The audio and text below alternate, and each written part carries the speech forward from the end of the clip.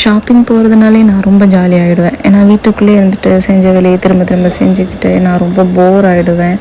அது இல்லாமல் இப்போதைக்கு நான் வீட்டில் தான் இருக்கேன். வேலைக்கு போயிட்டுருக்கும்போது தான் ஸ்ட்ரெஸ்ஸாக இருந்தது. அதனால் சரி வீட்டில் கொஞ்ச நாள் இருக்கலாம், ரெஸ்ட் எடுக்கலான்ட்டு வீட்டில் இருந்தால் வீட்டில் இருக்கும்போது அதுக்கு மேலே ஸ்ட்ரெஸ் ஆகுது. ஸோ இந்த ஸ்ட்ரெஸ்ஃபுல் டேலேருந்து எப்படி எஸ்கேப் ஆகுறது அப்படின்னு பார்த்தா எனக்கு இந்த மாதிரி ஷாப்பிங் அந்த மாதிரி போனால் ரொம்ப மைண்ட் வந்து ரிலாக்ஸாக ஃபீல் ஆகும். அதுக்காக நான் போயிட்டு ட்ரெஸ் எடுக்கணும், காஸ்மெட்டிக்ஸ் வாங்கணும், ஆக்சசரிஸ் வாங்கணும் அந்த மாதிரியெல்லாம் இல்லை. எனக்கு இந்த மாதிரி வீட்டுக்கு தேவையான மளிகை பொருள் வாங்கினாலே போதும். அதுவே எனக்கு மைண்டுக்கு அவ்வளோ ஒரு ரிலாக்ஸாக இருக்கும்.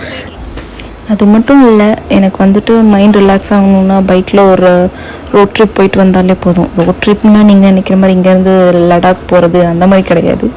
என் வீட்டை சுற்றி இருக்க அந்த ரோட்டில் ஒரு ரவுண்டு சுற்றிட்டு ஒரு பானிபூரியோ இல்லை ஒரு தட்டோட செட்டோ வாங்கி சாப்பிட்டுட்டு அப்படியே வந்துட்டு டீ கடையில் போய் ஒரு டீ வாங்கி குடிச்சிட்டு மைண்டை ரிலாக்ஸ் பண்ணிட்டு வர்றது, இந்த மாதிரிலாம் தான் நான் ஸ்ட்ரெஸ்ஃபுல் டேலேருந்து எஸ்கேப் ஆகிக்குவேன். நீங்கள்லாம் என்ன பண்ணுவீங்க? உங்களோட ஸ்ட்ரெஸ்ஃபுல் டேலேருந்து எப்படி எஸ்கேப் ஆவீங்கன்னு கீழே கமெண்ட் பண்ணுங்கள். இது வெறும் டெம்ப்ரவரி சொல்யூஷன் தான். இருந்தாலும் எனக்கு இப்போதைக்கு இந்த டெம்ப்ரவரி சொல்யூஷனே போதும். ஏன்னா அப்பப்போ இருக்க ஸ்ட்ரெஸ்லேருந்து நான் அப்பப்போ எஸ்கேப் ஆனாலே போதும். ஏன்னா எனக்கு இருக்க பர்மனெண்ட் டிப்ரெஷன், ஸ்ட்ரெஸ் இதிலேருந்து எஸ்கேப் ஆகிறதுக்கு இதெல்லாம் பத்தாது. நீங்கள் என்ன பண்ணுவீங்கன்னு சொல்லுங்கள்.